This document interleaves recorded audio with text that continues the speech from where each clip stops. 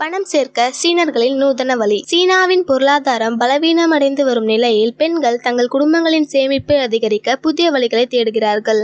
ஒவ்வொரு ஆண்டும் எங்களிடம் பணம் எதுவும் மிச்சமாகாது. நான் பாதுகாப்பு இல்லாதது போல் உணர்ந்தேன். ஆனால் என்ன செய்வது என்று எனக்கு தெரியவில்லை என்று தென்கிழக்கு சீன நகரமான சியோமின் நகரில் வசிக்கும் 36 வயதான 2 குழந்தைகளின் தாயான சியாவோ ஜூவோ கூறினார். தொற்று நோய் காலத்தில் சியாவோ ஜூவோவும் அவரது கணவரும் 50% ஊதிய குறைப்பை சந்திக்க வேண்டியிருந்தது. இது அவரது குடும்பத்திற்கு பெரும் அடியாக இருந்தது. 5 ஆண்டுகளுக்கு முன்பு புற்றுநோய் இருப்பது கண்டுபிடிக்கப்பட்ட தனது தாயையும் அவர் கவனித்துக் கொள்ள வேண்டியிருந்தது. இளம் சீனர்கள் இணையத்தில் இதே போன்ற ஒத்த ஆர்வங்களை கொண்ட டாசி, அதாவது கூட்டாளிகளை தேடி அவர்களை சந்திப்பது இப்போது ஒரு போக்காக மாறிவிட்டது.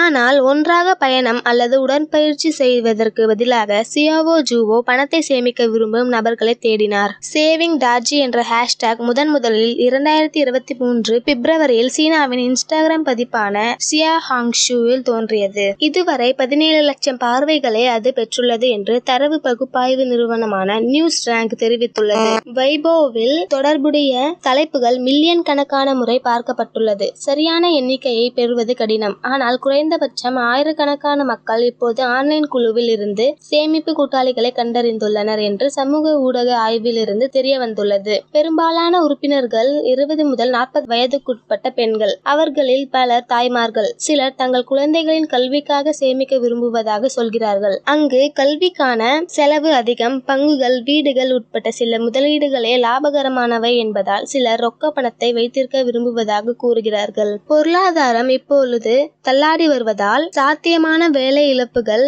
அல்லது ஊதிய குறைப்புகளுக்கு தயாராக வேண்டும் என்று சிலர் கூறுகிறார்கள். உலகிலேயே மிக உயர்ந்த வீடு சேமிப்பு விகிதங்கள் உள்ள நாடுகளில் ஒன்றாக சீனா விளங்குகிறது. ஆனால் சமீபத்திய சேமிப்பு அதிகரிப்பு எதிர்கால பொருளாதாரத்தின் மீது குறைந்த நம்பிக்கையை காட்டுகிறது என்று சிங்கப்பூர் தேசிய பல்கலைக்கழகத்தின் பொது கொள்கை பேராசிரியரான லூஷி கூறுகிறார். 2023ஆம் ஆண்டில் சீன குடும்பங்கள் சுமார் 138 டிரில்லியன் யுவானை வங்கி வைப்புகளில் சேமித்துள்ளன என்று அதிகாரப்பூர்வ தரவுகள் தெரிவிக்கின்றன. இது முந்தைய ஆண்டை விட சுமார் 14% அதிகமாகும். பல ஆண்டுகளாக கடுமையான ஜீரோ கோவிட் கொள்கையை பின்பற்றிய பிறகு சீன பொருளாதாரத்தின் மீட்சி குறுகிய காலமே இருந்தது. அது இப்போது சொத்து விலை இறக்க அழுத்தங்கள், வெளிநாட்டு முதலீடு வீழ்ச்சி மற்றும் அதிகரித்து வரும் உள்ளூர் அரசு கடன் ஆகியவற்றை எதிர்கொண்டது. சீனாவில் அன்றாட செலவுகளை நிர்வகிப்பது பொதுவாக பெண்களின் பொறுப்பு. அதிகமான பெண்கள் சேமிப்பில் இறங்கியிருப்பது இளைஞர்களிடையே மட்டுமல்லாமல் எல்லா இடங்களிலும் வேலையில்லா திண்டாட்டம் பரவுகிறது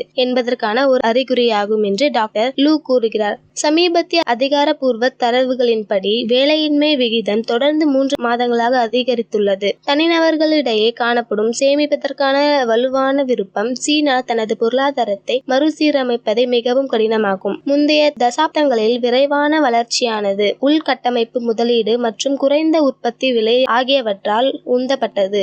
ஆனால் சீனா பொருளாதாரம் முதிர்ச்சியடையும் போது வளர்ச்சியை தக்கவைக்க உள்நாட்டு நுகர்வு அதிகரிக்க வேண்டும் என்று நிபுணர்கள் வாதிடுகின்றனர். 1990களில் ஜப்பானின் அனுபவத்தை பிரதிபலிக்கும் வகையில் அதிக சேமிப்பானது சீனாவை பணப்புழக்க பொறிக்குள் தள்ளிவிடக்கூடும் என்று டாக்டர் லூ கூறுகிறார். இதன் பொருள் வட்டி விகிதங்கள் மிக குறைவாக இருந்தாலும் மக்கள் பணத்தை வைத்திருப்பார்கள், செலவு அல்லது முதலீடு செய்வதை தவிர்ப்பார்கள். இதனால் பொருளாதாரத்தை தூண்டுவதில் பணவியல் கொள்கை பயனற்றதாக இருக்கும். கடந்த ஆண்டு நாட்டின் பொருளாதார வளர்ச்சியில் 40% பங்களிப்பதாக கூறப்படும் ஒரு விரிவடைந்து வரும் தொழிலான தூய்மை எரிசக்தி துறையில் பணிபுரிவது தனது அதிர்ஷ்டம் என்று சியாவோ ஜூவோ கருதுகிறார். இருப்பினும் மருத்துவமனைகள் மற்றும் பள்ளி போன்ற பொது சேவையில் பணிபுரிபவர்கள் உட்பட அவரது குடும்பத்தினர் மற்றும் நண்பர்கள் பலர் தங்கள் வேலையை இழந்து வருவதால் ஆபத்துக்கு தயாராக இருக்க வேண்டிய கட்டாயத்தில் இருப்பதாக அவர் உணர்கிறார். சியாவோ ஜூவோ பிப்ரவரியில் பல்வேறு சேமிப்பு குழுக்களில் சேர்ந்தார். ஒவ்வொரு நாளும் உறுப்பினர்கள் தங்கள் பட்ஜெட் மற்றும் நுகர்வை பதிவு செய்ய வேண்டும்.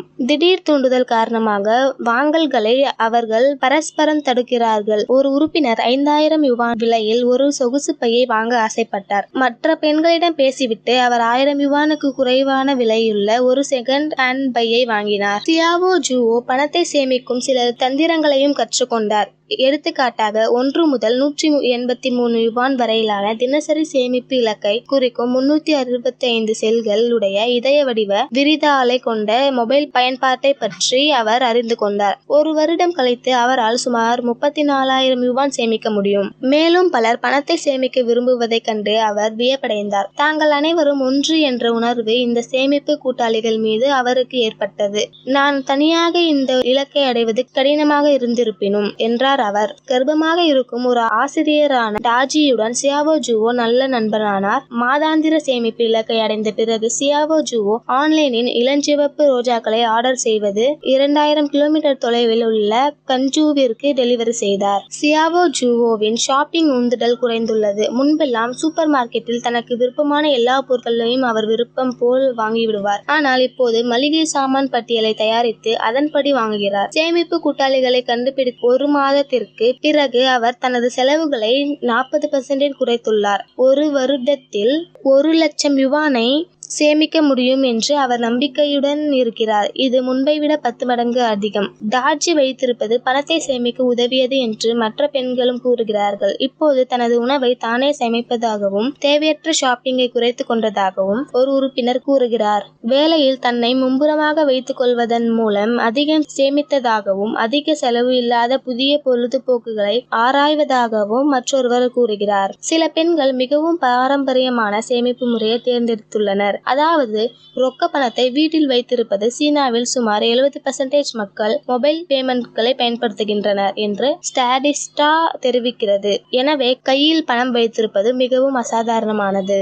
பணத்தாளின் அடுக்குகள் தடிமனாக ஆகியவற்றை பார்க்கும்போது நான் பாதுகாப்பாகவும் திருப்தியாகவும் உணர்கிறேன் என்று மத்திய மாகாணமான ஹெனாவில் அழகு நிலையத்தை நடத்தி வரும் 32 வயதான சென் கூறுகிறார். ஒவ்வொரு மாதமும் அவர் தனது வருமானத்தின் பெரும் பகுதியை வங்கியில் இருந்து எடுத்து அந்த பணத்தை ஒரு பெட்டியில் வைப்பார். அது 50,000 யுவானை எட்டியவுடன் நிலையான வைப்பு தொகை கணக்கை அவர் துவக்க உள்ளார். அவர் இப்போது ஷாப்பிங்கிற்கு கூட ரொக்க பணத்தை பயன்படுத்துகிறார். இது சிரமமாக உள்ளது. ஆனால் தனது நுகர்வை குறைக்கவும் திருப்தியை தாமதப்படுத்தவும் இது ஒரு வழி என்கிறார் அவர். பொருளாதார வீழ்ச்சியின் மத்தியில் சென் அதிக எண்ணிக்கையில் தனது வாடிக்கையாளர்களை இழந்துள்ளார். அவரது வழக்கமான வாடிக்கையாளர்கள் பல செலவுகளை குறைத்து விட்டனர். சென்னும் அவரது கணவரும் தங்கள் பெற்றோருக்கு ஒரே குழந்தைகள். தனது 2 மகன்களுக்காக தலா 1 மில்லியன் யுவானையாவது சேமிக்க அவர் விரும்புகிறார். சீனாவில் ஆண்கள் திருமணம் செய்து கொள்ளும் போது சொந்தமாக வீடு இருக்க வேண்டும் என்று எதிர்பார்க்கப்படுகிறது. எனவே தங்கள் மகன்களுக்கு பெற்றோர் வீடு வாங்குவது பொதுவாக நடக்கும் ஒன்று. தனது குடும்பத்திற்காக குறைந்தது 5 மில்லியன் யுவான் சேமிக்க வேண்டும் என்று அவர் மதிப்பிட்டுள்ளார். ஆனால் இப்போது மீண்டும் கர்ப்பமாக இருப்பதால்